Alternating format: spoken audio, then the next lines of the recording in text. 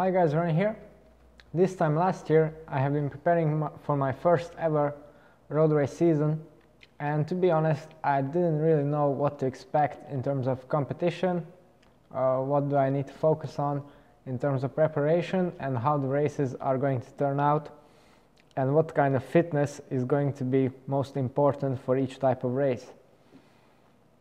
So today I want to give you a bit of an analysis of a couple of my races and events, and it will be a bit of a follow-up to my video about the question if you really need a power meter. So let's just jump straight into it. For simplicity, I'm going to use my Strava account because that's available to all of you to check out.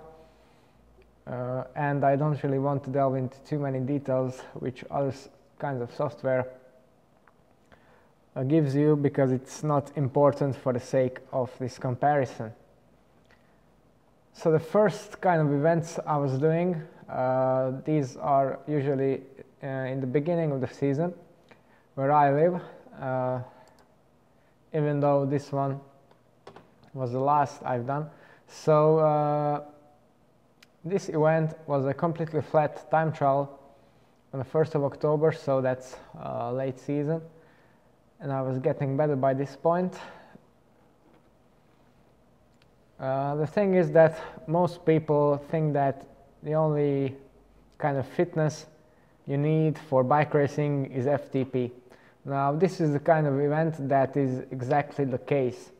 So very flat time trial with a fair amount of wind, so as you can see, average speed 45.9 wasn't too good relative to the power. We had a lot of crosswinds from here or in this direction, and this made the bike handling a bit tricky and slowed us down a lot. So yeah, standard time trial, very flat, very good road. And you can see that pretty much matches the power output. So yeah, you need a bit of a sprint to get going, get up to speed. That's the most effective way. And then I try to hold pretty much the same average power, except for the turnaround when there's another little sprint. And then basically smooth power all the way to hold the highest average possible. Even trying to raise it a little bit in the final minutes, ending with a sprint. That's the ideal case, and I got my pacing pretty much perfectly on this one, even though, as you can see, average power 305 wasn't really the best of my season, but it was good enough. In terms of heart rate, pretty much exactly the same case, so smoothly climbing up to around 180, which is my threshold heart rate. So when I'm in a time trial or a cyclocross race and I go or try to go as fast as possible, this is the heart rate I usually settle on. In terms of cadence, quite high. In training I don't really do cadences this high, but in races somehow it just feels better this way for some reason, but I guess it takes muscle strain to a lower level, so that's not really a problem. So this was very simple flat time trial there and back. Now if you look at another race, this one is also a time trial, but it's a lot longer, and the course itself it's much more technical, and on this one it isn't really enough to just keep a high average power, because it's not going to be the faster way.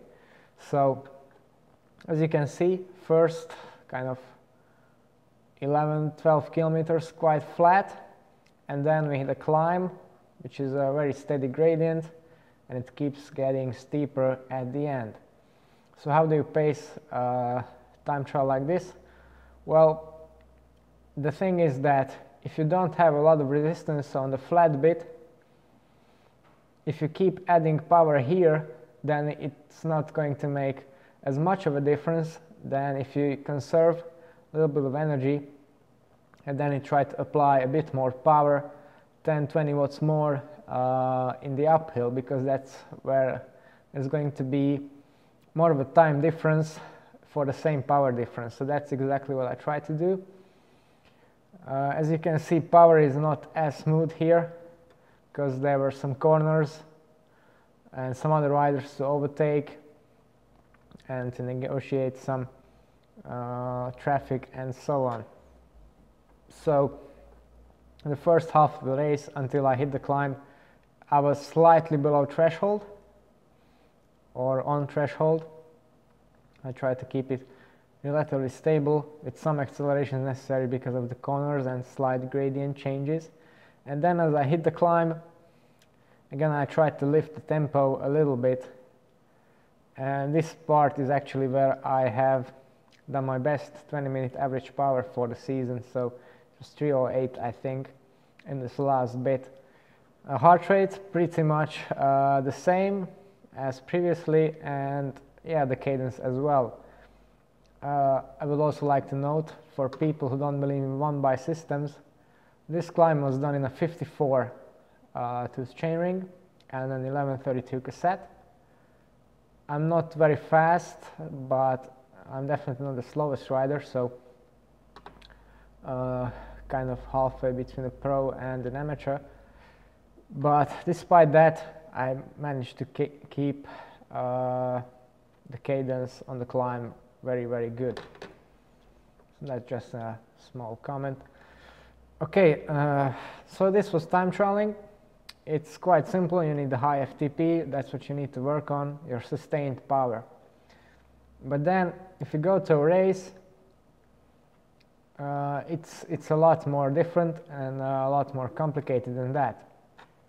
So on this race, I was in a 5-minute breakaway from right at the start. It was quite a flat race as well, as you can see, not too much climbing in here. And it was also very windy. So what happens in this kind of race is that the teams really want to split the bunch in the first couple of kilometers. You can see that plenty of power peaks. We're trying to hold on, and high power as well. And then from, I think, basically kilometer 30 or thereabouts, I was in the breakaway with 5 riders, and you can see kind of a pattern in there when we were exchanging turns. Sometimes I even had to coast to not hit the rider in front because the wind was quite strong. And the heart rate, yeah, pretty much follows this trend. So for road racing, sustained efforts are really not all that important. In hindsight, I think I should have focused a little bit more on 2 aspects to get better at road racing. So that's the VO2 power and short effort necessary to cover an attack or cover a break or get into a break. So these, I would say, 20-second to 3-4 minute efforts, those are going to be really important. And also at the finish, where you need to make a move. And another thing you need to work on for road racing, even though this race wasn't very long, you can see barely 100 kilometers, but you need that kind of endurance, because at some of these races I felt that even though I still had the power to attack, I was kind of stiff on the bike and didn't feel very comfortable. And I think this could be countered with doing a bit more endurance riding throughout the season. And then in autumn, the cyclocross season came. I also wanted to try my hand at that. And it's a whole different animal, this one. Completely different from time trialing and road racing as well. So you have a tight technical circuit, basically no constant efforts there, just very sharp accelerations out of the corners. As you can see, very intensive power peaks, and then also some zeros and freewheeling to back it up or to recover. Heart rate, yeah, very similar to a time trial, even though the effort is very different. This is a good example of why training by a power meter is not really helpful, because yeah, it's pretty much the same as in the TT. If I go back in terms of values, of course there's a bit more fluctuation because of the corners and the freewheeling, but the power curve or the effort itself is wildly different. Same for the cadence. So if you compare these two, it's like it was a completely different sport, which in a way actually is. If you look at the zone distribution, it even gets more obvious. So weighted average power was very low, 219, and I say very low because of the heart rate. If you compare that here with the time trial, yeah, we have 300 watts versus 219 for basically the same heart rate. Again, another reason to use power. But if you look at the zone distribution, you can see pretty much threshold all the way in the time trial. And even though you get a lot of freewheeling in a cyclocross, there's a whole lot of very intense effort in there. So if you want to get good at this, you need to work on your technique and cornering speed. That's, I think, 100% most important, because you can have as much power as you want. If you are slow in the corners, you will never hang in there with the best guys. And also, even if you increase your power, it doesn't mean your lap times will actually decrease.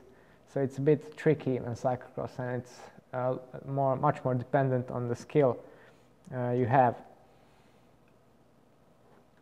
And it's much more extreme, so you need to have that neuromuscular, anaerobic and VO2 capacity, and the ability to recover from that if you want to be successful. Okay, so this was a little analysis of my race season and the events I've done. I've done plenty more, but I found these to be the most interesting in terms of data. I hope this helps you when choosing your preparation and perhaps your discipline based on your strengths. Data is all public, so you can look it up on my Strava account. And if you'd like to know more about my bikes and the preparation I do, then don't forget to tune into my channel and subscribe. It's all for today. Thanks for watching, and see you next time.